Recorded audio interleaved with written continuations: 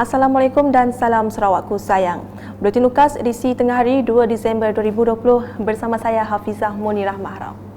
Berita dimulakan dengan 25 orang kurang upaya OKU cacat penglihatan dari Pertubuhan Orang Cacat Penglihatan Malaysia Cawangan Sarawak telah menerima sumbangan bakul makanan korporat daripada Ahli Majlis Wanita dan Keluarga Sarawak Raja Nur Akmal Raja Kamil. Sumbangan tersebut telah disampaikan Menteri Kebajikan, Kesejahteraan Komuniti, Wanita Keluarga dan Pembangunan Kanak-kanak KWKPK Datuk Seri Fatimah Abdullah bertempat di Kompleks Belia dan Sukan Kuching. Pertama ialah kita nak pastikan bahawa mereka ini ada makanan atas meja. There's food on the table. Itu yang kita pastikan, ya. Dan setiap mereka ini ada mendapat bantuan daripada Jabatan Kebajikan. Okay. Di bawah bantuan bulanan Jabatan Kebajikan, yang di bawah iaitu allowance pekerja cacat 400 dan bagi OKU yang tidak bekerja 350. 300 yang ini daripada federal.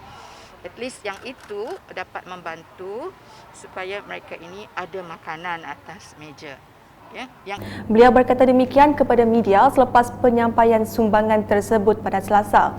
Dalam hari itu, Datuk Seri Fatimah turut memaklumkan Kerajaan Sarawak meneruskan pemberian elawan latihan kepada atlet-atlet para sukma Sarawak bagi meneruskan latihan ketika pandemik COVID-19.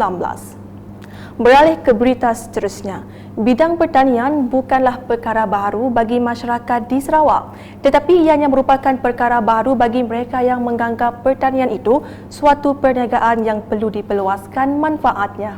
Menteri Utiliti Sarawak Datuk Seri Dr. Stephen Rudi Utom semasa merasmikan program Agricop di Rumah Libau Sungai Sekaloh Niah pada Ahad berkata, ini kerana dalam masyarakat pertanian sinonim kepada keperluan untuk sarai diri sahaja.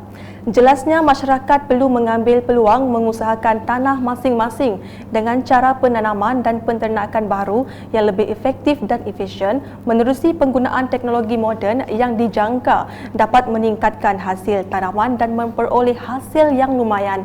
Pada majlis itu, beliau yang juga Ahli Dewan Undangan Negeri Adun Kemenang telah mengumumkan geran projek kecil luar bandar MRP sebanyak RM50,000 untuk Jawatankuasa Kemajuan dan Keselamatan Kampung JKKK Rumah Libau dan RM5,000 untuk Biro Wanita Rumah Libau Sungai Sekaloh Niah.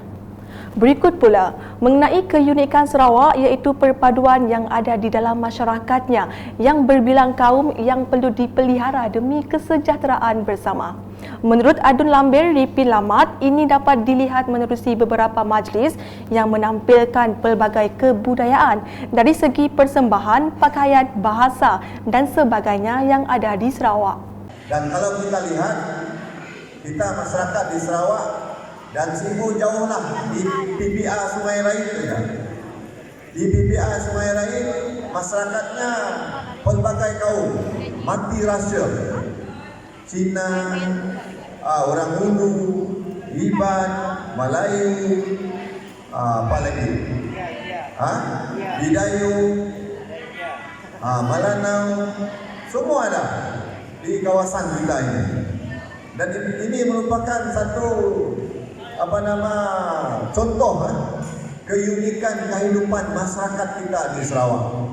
Beliau berkata demikian semasa berucap merasmikan program Randau Solidariti Komuniti 2020 yang diadakan di Dewan PPR Sungai Rain Miri baru-baru ini. Selanjutnya, hubungan baik antara wakil rakyat dan masyarakat terus menjadi keutamaan kepada Adun Meradung Datuk Ding Kuang Hing.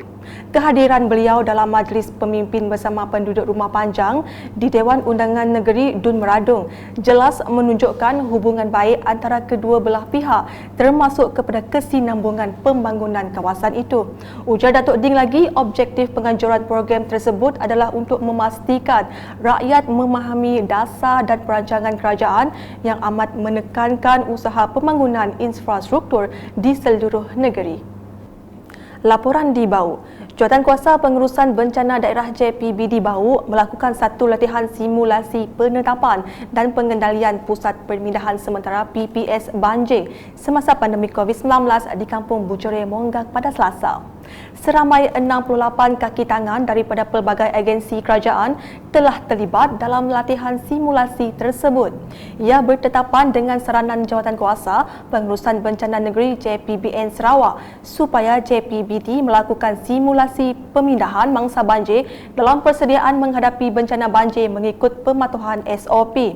Wakil Pegawai Daerah Bau Hairul Nizam Mursyidi ketika ditemui media telah berkongsi mengenai simulasi yang dilakukan. Jadi simulasi yang kita buat pada pagi ini adalah bertepatan dengan saranan daripada pihak Jawatankuasa Pengurusan Bencana Negeri yang mana kita perlu mengadakan latihan simulasi pemindahan mangsa banjir semasa wabak COVID-19 lah. Sekian edisi Tengah Hari bersama saya Hafizah Munirah dan kru penerbitan. Berita lebih lanjut boleh didapati di semua platform media sosial UKAS termasuk portal ukas.sarawak.gov.my dan pastikan anda subscribe UKAS channel di YouTube. Salam UKAS.